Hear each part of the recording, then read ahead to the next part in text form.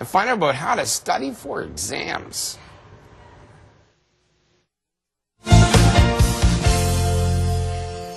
Yeah, the word exams can incite fear in even the most academically adept students. At one point or another, most of us have struggled with either preparing for or taking an exam, in my case, both. So beginning Monday, most high school students will be starting their exams, and we've called upon Laura Lee Burgess for tips on exam prep. So here we go. Monday's the big day. A lot of people, it's crunch time right now. And if you're studying right now, that's technically crunch time, right? Because this does start Mondays. Yes, so it's coming up very quickly. Right. So in terms of preparing, let's start there. What should we be doing in the days leading up? We've got 5 days to go or so leading up to that first exam Monday morning. Yep. So the first thing you really want to do is take a look at how much you have to study.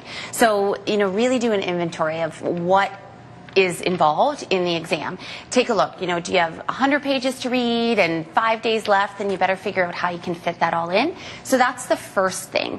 You really want to make sure you're planning your study time. So use an agenda. Again, great way to keep track of when you're going to study, but also what you're going to study. Right.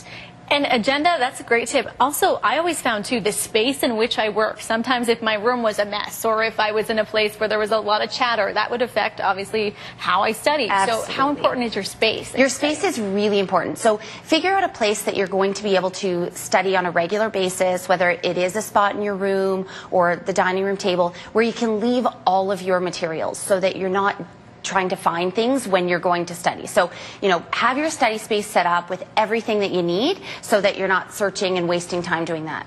What is your take on studying with friends or in a group, that social studying with flashcards and that sort of thing? Are you a believer in that? I think studying with friends, there's ways that it works and ways that it doesn't necessarily work. So what you want to do is, if you are going to study with a group of people, really focus on, once you've reviewed the material, being able to explain it to somebody. So that's one of the things that we recommend too, is you don't want to memorize the material, you want to make sure that you've learned it. So if you can study with a group of people and review your notes and then explain it to somebody else so they understand, then you know that you've learned it. That's a great segue. You sent me some notes prior to this, and one of them really stuck out. It brought me back to my high school days.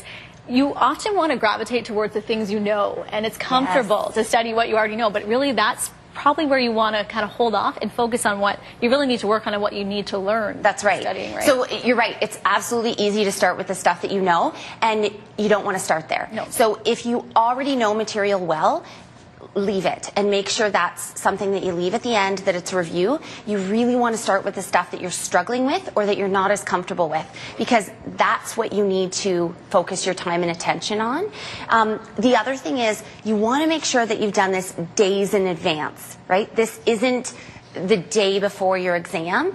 We don't want students staying up all night cramming. You want to make sure that you've planned your time accordingly. So the night before, it's really just a review of the material and not trying to learn it all in that amount of time. That is time management is what you're getting at right there, which I know goes back to your agenda. That's right. Every student is rolling their eyes out there. Time management, we hear it all the time, but that is really crucial. So you're studying. It is. Absolutely. Schedule. Everybody, students who have exams next week should already be studying. Hopefully they are, but, a little bit every day is much better than leaving it to the weekend or the night before.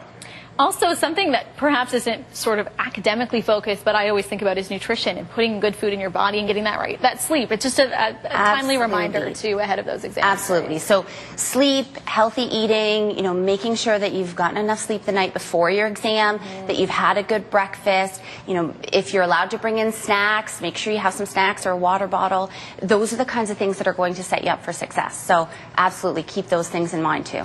This is great, great. And not just for students, but, you might be an employee who has a big exam or a test coming up at work. These are great right across the board tips. That's right. And timely reminders. That everyone can use. And if you missed any of them or you came in a little late to the interview, we always put this segment up on our website, so we'll have that later on after the show. So thanks for coming in. You're welcome. We'll see you again soon. Laura Lee Burgess with Oxford Learning. We're back in 2 minutes here on CTV Morning Live.